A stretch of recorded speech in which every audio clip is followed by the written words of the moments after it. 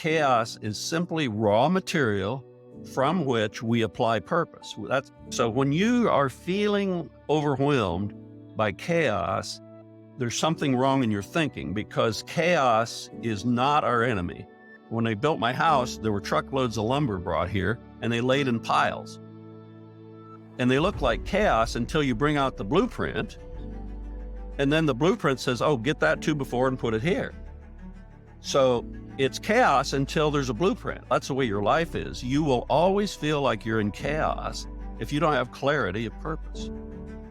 I was talking to an individual I know today. He said he got a call from his wife and she was in tears, and her teenage son had been not treating her well, and he was on a trip, and he's thinking, how do I respond to this? Do I let him have it when I get home? He and I have been going through this idea of chaos and how you respond with purpose. And he said, my purpose is to find out why my son is acting that way, and to talk to him about those things, not talk to him about the surface level actions he's got, but what is the motivation behind that?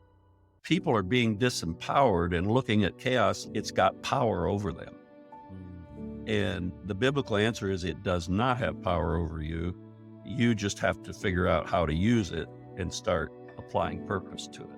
So it's a very freeing up idea. But I find when I'm listening to people at parties, or I start to feel the chaos, I start to react to all the things they're talking about that are broken. And then when I take a deep breath and come back home and say, my purpose is this, then the chaos flies away and I just focus on the pieces that I'm working on.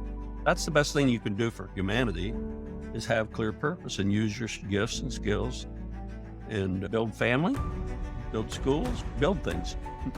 That's an act of love. People need caregiving. One of my biggest leadership lessons in life is learning to embrace constraints.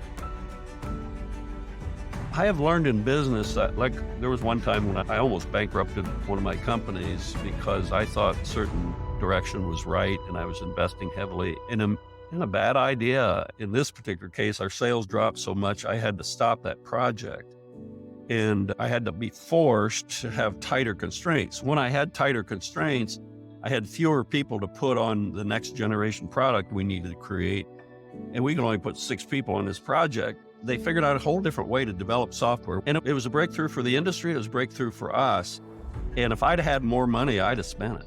In your life, whether it's a personal constraint or a business constraint, Jesus said the truth sets you free.